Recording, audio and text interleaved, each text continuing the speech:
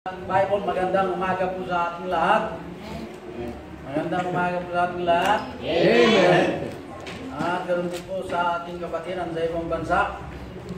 Sa Hong Kong, sa Norway, ganoon din po sa Spain. Sa mga kapatid doon, salamat po sa inyong panalangin.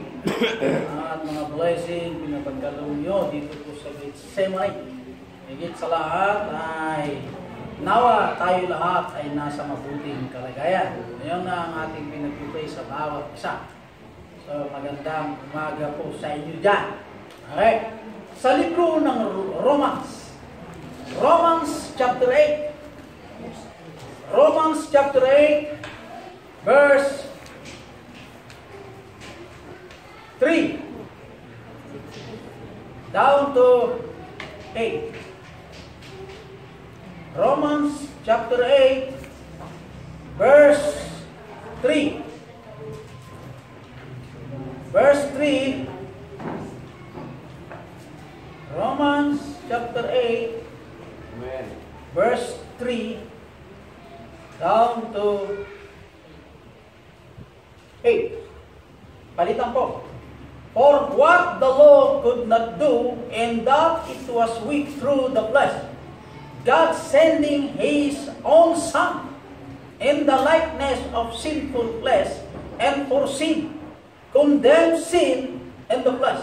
For That the righteousness of the law might be fulfilled in us, who walk after the flesh, after the Spirit. For they that are after the flesh do mind the things of the flesh, but they that are after the Spirit, the things of the Spirit.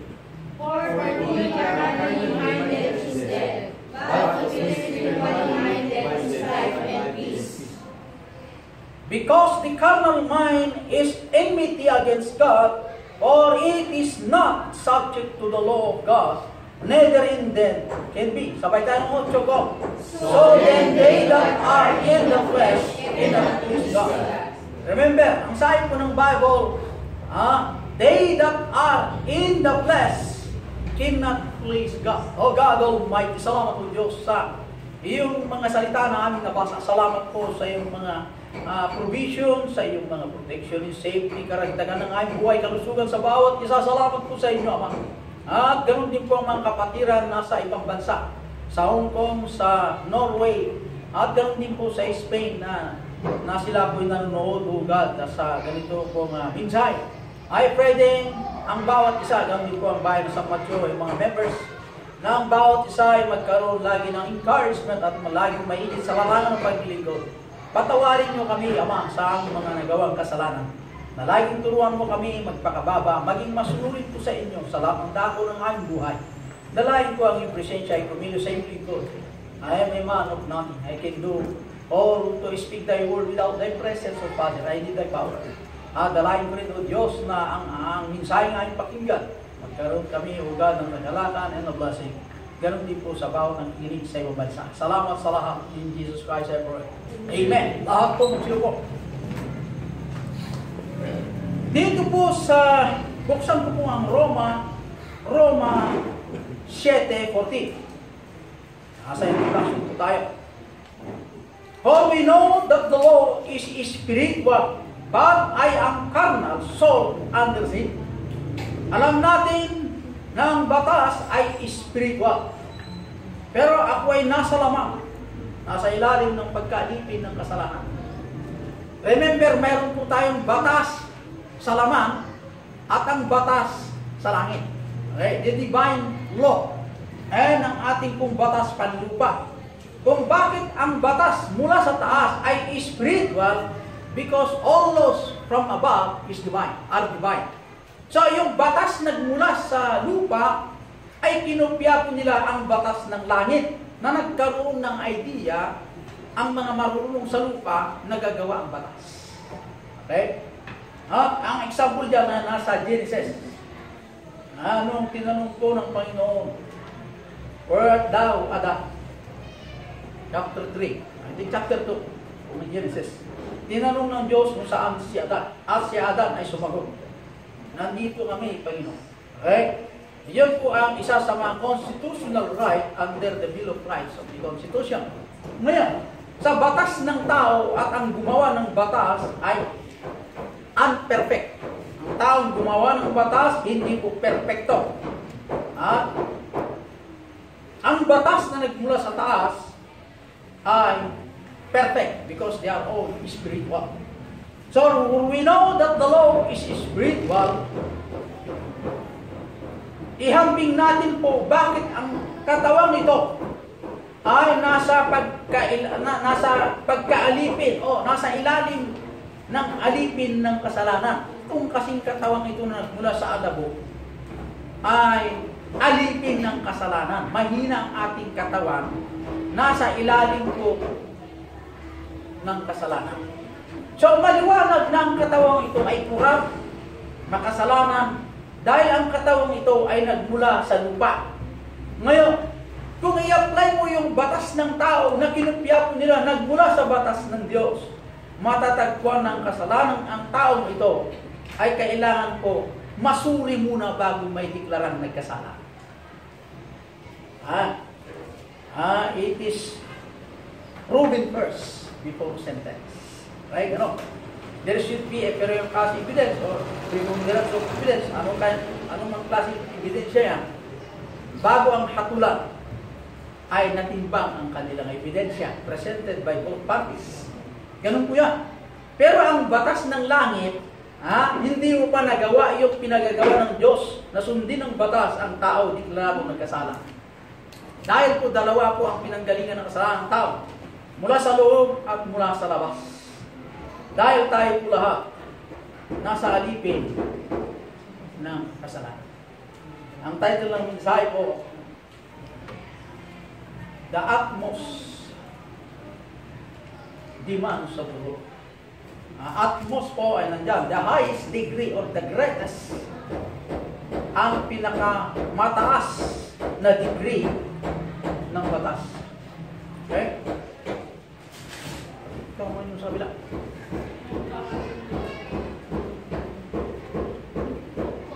Tama sabila, nasa service po kami.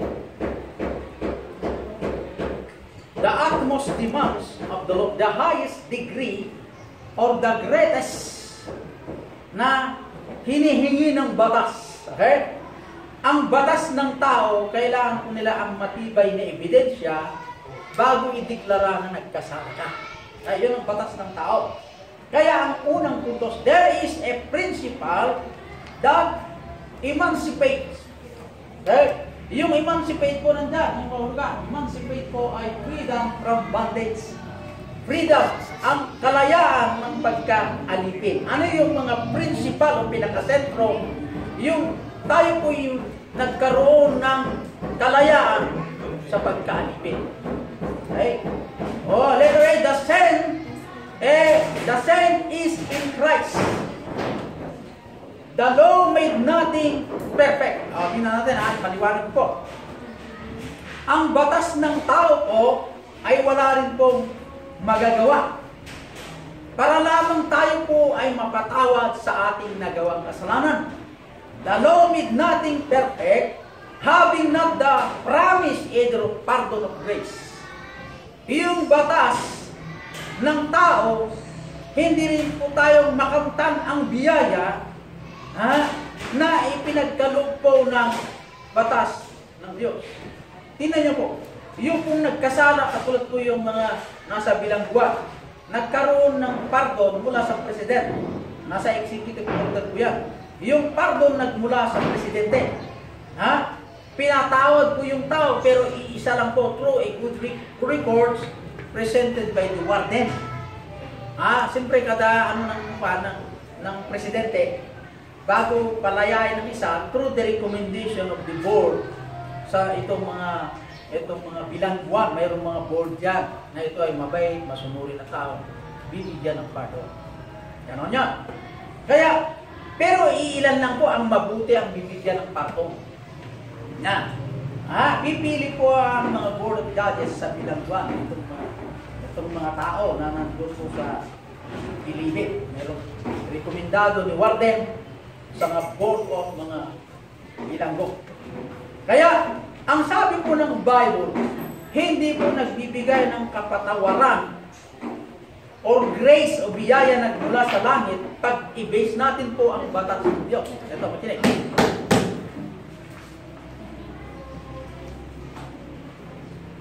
Mana? Linggo na ngayon, sabi mo sa anak, linggo.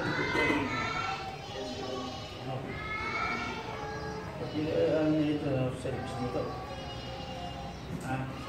There is a principle that emancipate.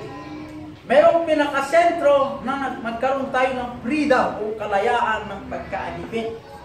Yung mga anak ng Diyos, yung mga anak ng Diyos, ang batas po ay incapable. Hindi po nagkaroon ng kapangyarihan o mayroong kapangyarihan upang bigyan po tayo ng pardon sa kasalanan panloob at panlabas. Nung pardon ng lupa ay yung mababait na ayon sa paningin ng warden o paningin po itong mga masunurin sa batas. Yun po ang bibigyan ng pardon. Maliban lang kung mahina sa kapit sa taas ay wala rin. Pardon, yun po ang pardon pagkaintindi tayo pagdating po sa batas ng tao. Pero sa batas ng Diyos, hindi po mababait ang tao sa lupa. Kahit gumawa ka ng mabuti, kahit sabi mo mas nuri ka sa batas, hindi ka pa rin mabait sa mata ng Diyos.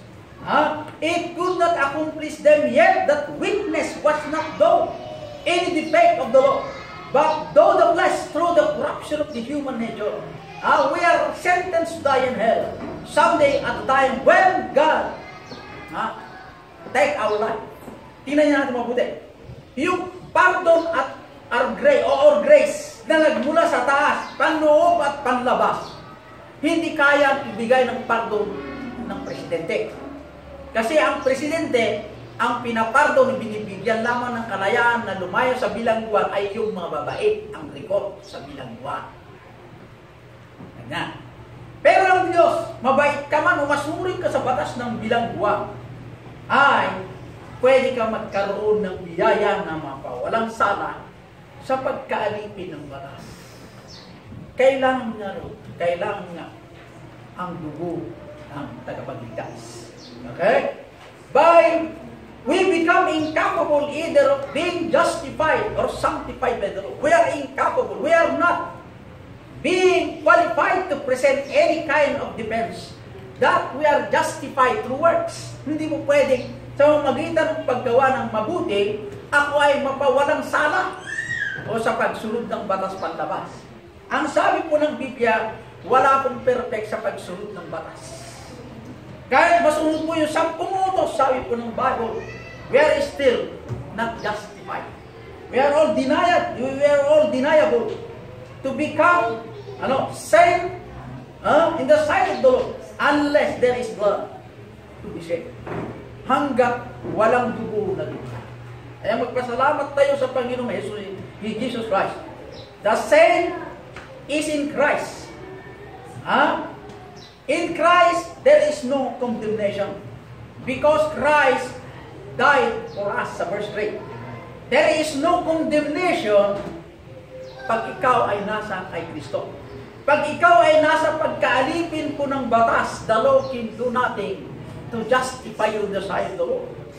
In Christ, there is no defeat because the Spirit of God dwelleth in us, sa verse 9. Yung Espiritu ng Diyos tumatahan o nakatira sa ating katawan. Na yung Espiritu yan po ang nagtuturo ang dapat nating gawin araw-araw. Kaya, yung pong laman ng pagkilos niya parang sumunod sa batas upang tayo po'y maligtas. Hindi po ganun ang gustong tumbukin sa Roma 8. Sa Roma 8, 3 down to 8. Maliwanag po ang sinabi ng Roma 8. Na tayo po ay incapable to save our life. Basahin po ulit. For what the law could not do, and that it was weak through the flesh. Kung bakit mahina po iyong pong batas, hindi dahil sa batas ay mahina, kundi ang batas hindi nagbabago. Iyong laman na pagsunod, hindi po capable na sundin ang batas. Dahil ang batas ng tao hinihila. Sabi nila, sabi itong mga tao. Pag ang batas ng lupa, ang kaharap niya ay higanting tao, aatras daw ang batas. Hindi aatras ang batas. Batas ay batas. Mayaman ka o mahirap ka, batas ay batas. Ang problema yun, yung how to enforce the law. That is the problem. Yun ang problema. How to enforce the law. Ang humahawak, yung mag-i-enforce ng batas, yun po ang problema. Hindi po ang batas. Okay? Kasi po ang batas nandiyan. Mayaman ka man o mahirap ka. Kung nagkasala ka sa ilang buwan ka po. Ganyan. Yun po ang nasa batas. Pero karamihan kasi ang mga lawyer ngayon, imbis na tuklasin kung sinong nagkasala, ginagawang hanap buhay ang kanilang profesyon.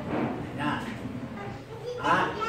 Kung si Efren ay akong abogado niya, ang kanyang kaso ay murder. I-dismiss ko yung kaso sa magitan ng pag-aactin ko sa aking pagka-lawyer to defend him in court, ay tansyahin ko na kailangan 3 years bago ma-dismiss. Magbayad every depende kada hearing sa akin, monthly 2,005 magbabayad sa akin. Waiting every hearing yan. Okay? Acceptance fee ay 30,000. Okay, ganyan. Kikita ako sa kanya. So naman si Cesar may kaso rin na robbery. I-dismiss ko rin ang kaso niya within 6 years. Sabi sa kanya, kung mayroon akong claiming 10, buhay ako monthly. Ginagawa ko ang kanilang profession ay hanap buhay. Ang pagka-abogado ay hanap buhay, tama, hanap buhay. Pero hindi ganun hanap buhay. Kung mag-dismiss na within 3 months, tirahin ng 3 months mag-dismiss. Kasi, ang punto ng batas ay hanapin kung sino ang nagkasala. Kaya ganyan. So, para maintindihan natin, to find fault. Ganyan. Kung sino pong nagkasala, ay maparusahan kaagad. Kaya maraming nakabilbin dito sa pinakamataas na korte o itong mga korte natin na di pa na-dismiss. Kasi ginagawang pagkakalaan. Maalala ko yung sinabi ng doktor yung sa Delphine Albano. Ako, 40 years na ako na doktor. Pag pumunta sa akin ng kliyente, ayaw ko yung pabalik-balik na kliyente. Dahil kami mga doktor, ang aming trabaho ay para gamutin ang pasyente. Pero ang mga kasama kong doktor, lalo na sa Rivera, pabalik-balikin ang kliyente. Dahil hanap buhay ang kanila mong ginagawa. Itong pinakita yung nagamot dito sa akin, sabi yung doktor, parehas din dito na iba lang pangalan. Bakit ibibenta ko sa'yo 65 yung isa, 40 isang piraso? Ang pangalan ng magkaiba, isa lang ang tinitira yan. Sa puso. Bakit ibibenta pa yung isa? Isa lang sana. Noon, ang gamot ay nakabalot, nakalagay ko sa balot na nakasasay, ganyan. Ngayon, hindi na. Ginawa kong magandang at tumaas pang presyo. Noon ay kukuha mo ng 10 pesos. Pag ibinenta na ngayon, pinaganda ng balot, naging 70 pesos. Kawawa ang tao. Sabi ko ito. Hindi naman mga doktor, 10 years pa lang, ay sasakyan na. Ako 40 years. Tingnan mo ang bahay ko. Tingnan mo ang aming sasakyan. Bihirang ganyan doktor. Gusto ko magamot agad yung pasyente, hindi ka mo na bumalik. Kasi oras pagbalik mo, pera na naman. Yan. Kung kayo po'y mapagaling, tawag kayo sa akin. Pag hindi kayo mapagaling, tawagan niyo ako. Kasi yung pumunta kayo ba dito? Malayo pinanggalingin. Sabi sa Vincent. Marami akong doktor na pwede kong i-comment. Pero masagasaan sila. Bakit? Ginagawa ang pagka-doktor ay hanap buhay. Hindi po gagawin. Ibenta po nila yung nakaimbak na gamot yan, pagkakita. Binili lang 10 pesos, ibinenta 30 pesos. O di gumita nga. iba pa yung doctor's faith. Pag bumalik-balik ka, 250. Ganyan din ang buhay. Kaya, in Christ, there is no fear because God has become the Father to us. The verse 15.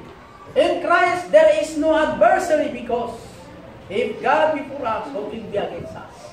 So, maliwanag po na ng salita ng Diyos kung mayroon kang Kristo, there is no separation because God in Christ has set His love upon us.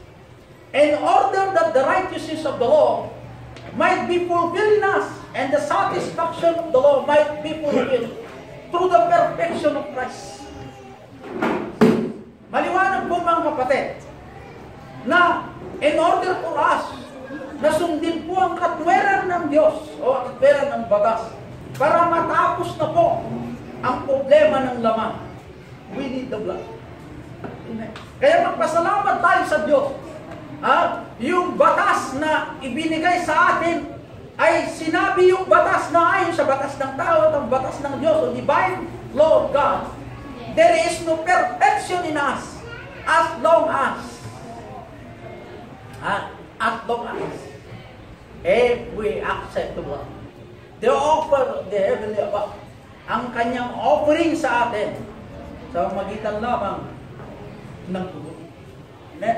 Kaya nakakaya itong mga nangangaral na sa magitan ng pagsunod ng batas magpakabait ka para maligtas ka.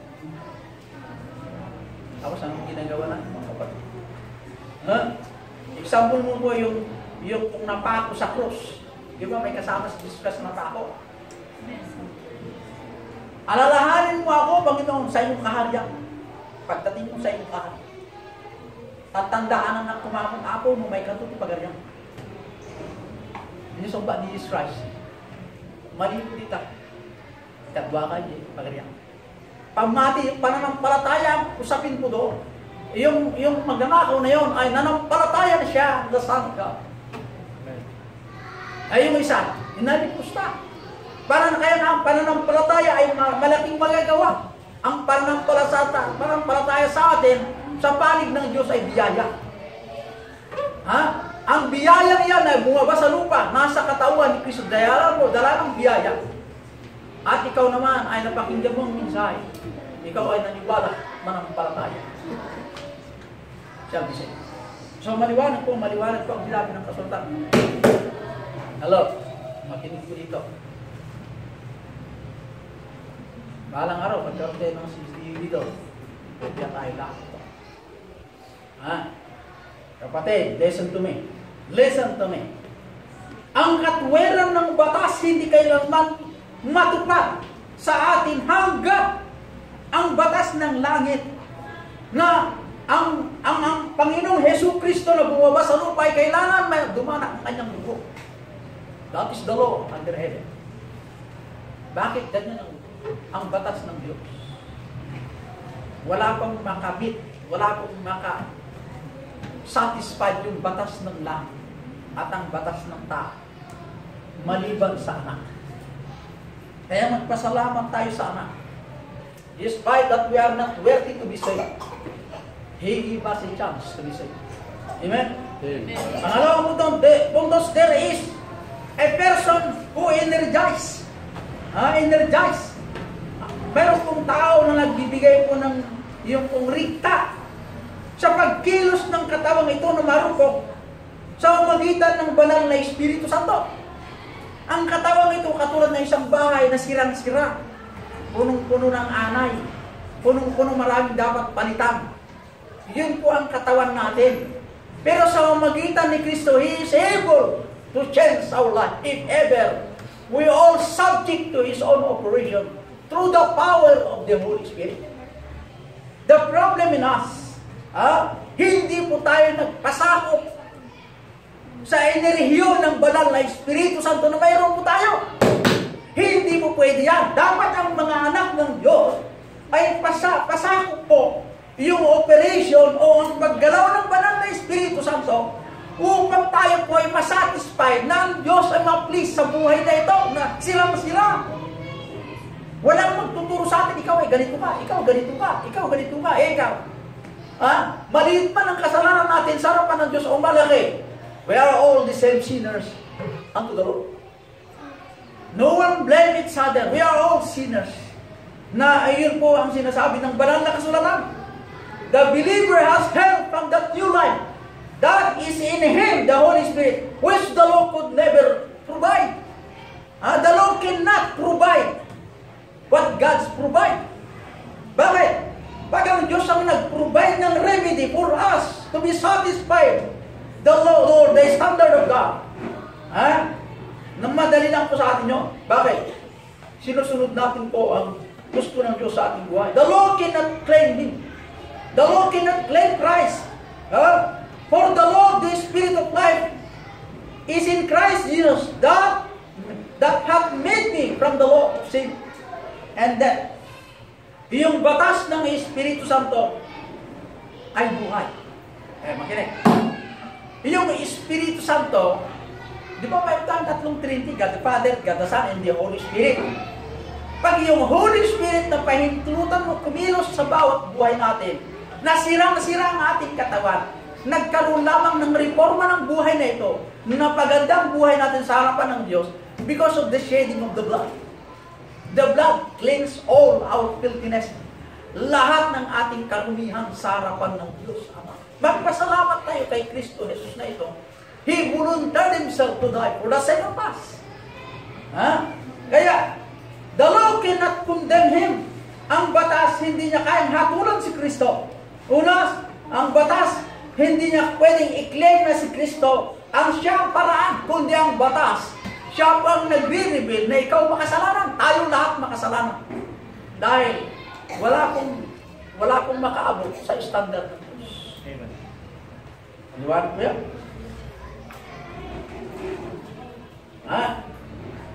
God condemns sin. The flesh. Iyong pong Panginoon, inaayawan niya po yung kasalanan na mayroon sa laman. Tingnan niyo, ang Diyos nung nakita po tayo, damage na ang katawan. Bakit damage? Kasalanan ang damage sa katawan ito. At nakita ng Diyos ang kasalanan na mayroon po tayo, doon siya pang nagdadala sa atin sa apoy ng impyerno. Kaya nga, ang batas ay nai-reveal. Imbis ng batas magligtas, hindi po.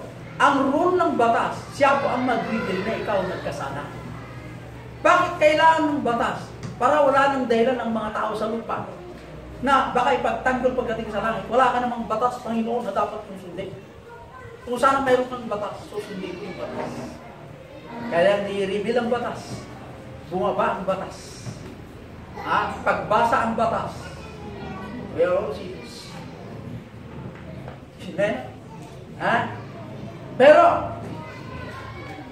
ang Diyos gumawa ang paraan upang ang batas na perpekto, ang batas na divine, o banal na batas, upang ang katawan ito na sirang-sira ay magiging justifiable sa harapan ng Diyos, kailangan mahubog ng banal na dugo. Mahubog ibig sabihin, yung pong totally cleansed by the blood. Sa magitan ng pagtanggap kay Kristo buong puso, nakilala rin tagapagligtas sa Panginoon. Sa pagtanggap kay Kristo, kinuha ni Kristo ang lahat na yung kasalanan. Sa Kanya, ibinaw po ang sisi at napako sa krus. Isinama po yung kasalanan natin, napako sa krus. At nailibing. Sabi ni Satanas, talo na po ang Mesiya. Kasi nailibing na. Nung nabuhay na muli, talo na muli si Satan. When Christ risen up from the dead, nagulat si Satan. Bakit? Akala ni Satan talo na si Kristo. Nailibing na nung nabuhay na muli. Okay, amen? Ang labanan sa taas, tinalo ang Diyos Ama, si Satan, si Lucifer. Bumawa si Lucifer sa lupa. Tinalo ulit ni Kristo si Lucifer. Ngayon, wala na si Kristo sa atin. Ang banal na Espiritu Santo ang nasa atin ngayon. Iyon ang kumikilos sa atin na nagsasabi na ang batas ng Diyos at ang batas panlupa ay magkaiba. Pero yung batas na mayroon po tayo sa lupa, ano man po yung mayroon na ating sinusunod, are all nothing in the sight of the Lord. Natusunod din ang batas ng langit. Kasi ang batas ng langit is the divine law. Kaya, yung katawan na kurap, sirang-sirang katawan, ang gumawa ng paraan para tayo mapalinis ulit at magiging magamit sa ministry ng Diyos. It is only by the blood. Kaya magpasalamat tayo sa Panginoon. Meron tayong Panginoong Diyos na gumawa ang paraan. Kahit hindi tayo nararapat iligtas. Kaya, masyado namang unfair sa atin. Kung marinig pa sa atin yung nakakasawa ang paglingkod sa Diyos. Merong dismaya tayong paglilingkod.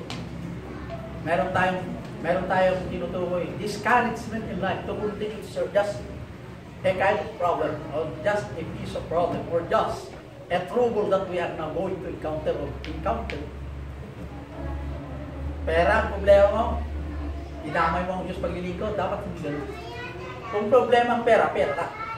Huwag mong idamay ang relasyon mo sa Diyos. Na mga young people, mga men, kung naligaw ka, binastik ka, huwag mo idamay ang Diyos. Ganon din sa mga ladies. Kung ikaw ladies, walang nangliligaw sa'yo. Gusto mong magkaroon ka manligaw, huwag mo idamay ang Diyos. Ganon. Ibig sabihin, ano po yung problema natin physical? Huwag natin idadamay ang Diyos. Amen. Amen. Young people? Amen. Huwag mo idadamay ang Panginoon. Sa atin, mahilig tayo magdamay. May problema ka kay Mario, idadamay mo ni Juan. Pati si Andres.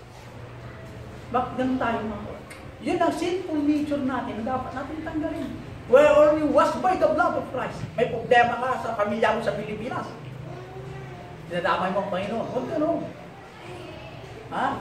Kung may problema ka sa Pinas, hindi yan problema. Kaya sinabi ko sa inyo na may problema kayo sa Pinas. Ha? Manatili kayo maglingkod sa Panginoon dahil wala pong ibang solusyon upang magbigay ang kasagutan ng ating panalangin maliban yung nagsuko sa atin na pumunta tayo sa ibang bansa para magtrabaho doon. Magpasalamat na tayo. Mayroon pa tayong mabuting kalagayan. Mayroon pa tayong hininga na maghanap buhay. Despite that, we are not meet the standard of God. Mayroon pa tayong hininga. Hininga pa tayo hanggang ngayon. O magtatampo ka sa kaya nga pag tayo may problema, huwag mo idamay. Amen?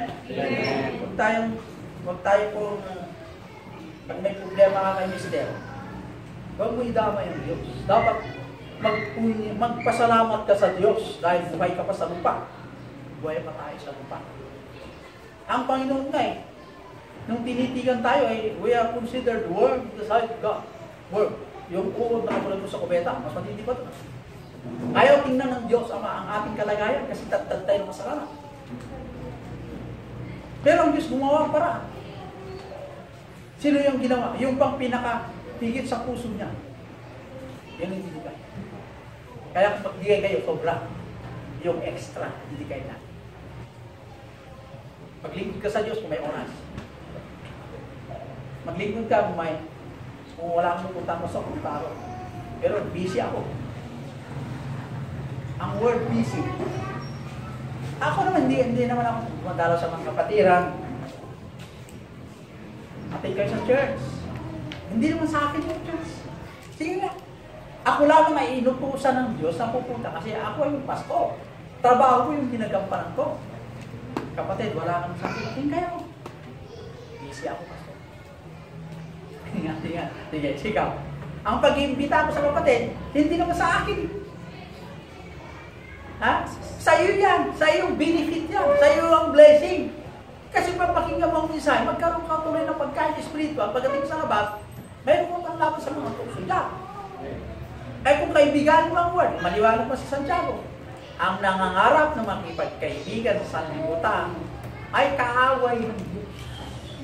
Nangangarap ka pa lang makipagkaibigan. At kung gusto mo makipagrelasyon sa sanlibutan, ang sabi ng Bible, tinalo ko na ang word. Walang makakagaki sa Diyos na yun po ang ating pinaglilingkuran. Hello? Amen? Kaya, mga young people sa likod, dito. Sa harap. Dito sa harap. Young people.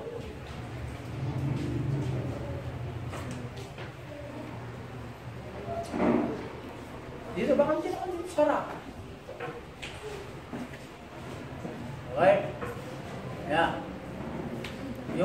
asawa dito sa harap. Yan, para magandang tingnan.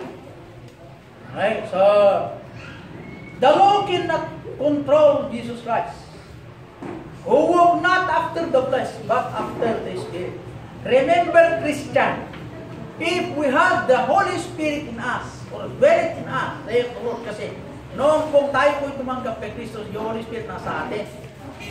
Ngayon, pag inalaw mo yung Holy Spirit kikilos sa atin, mawalan tayo ng takot pagdating ko sa problema. Eh sa atin kasi, yung naniwala sa November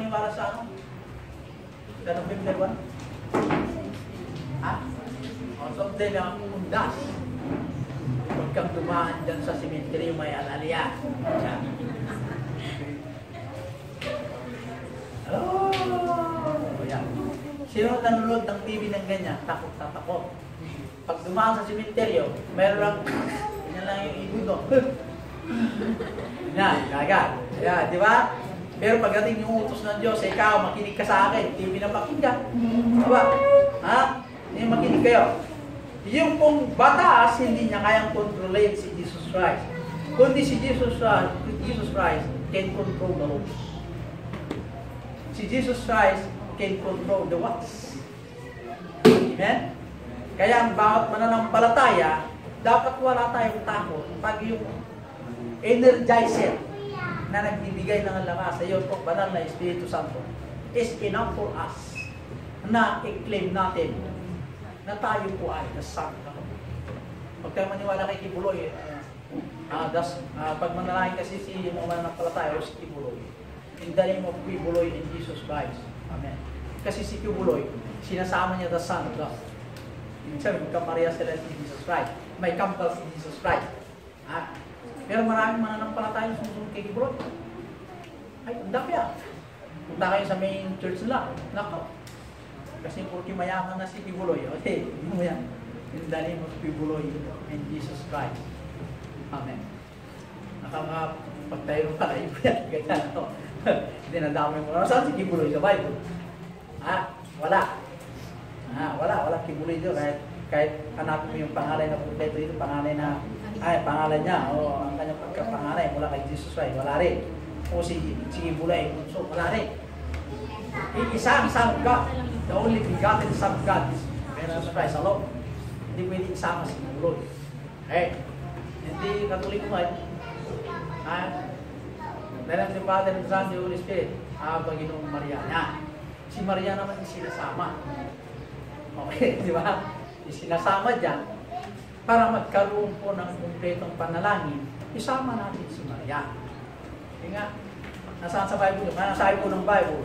Outside of the Bible is another gospel. Pag another gospel, hindi mula sa Diyos, mula kay Satan.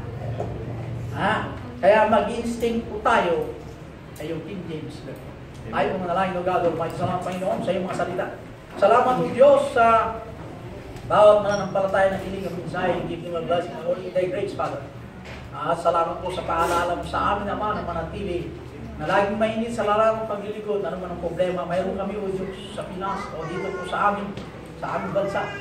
I pray, O God, na hindi po dapat maapektaran ang paglilingkod po sa inyo dahil ang katawan ito ay punong-puno ng kasalanan at madumi.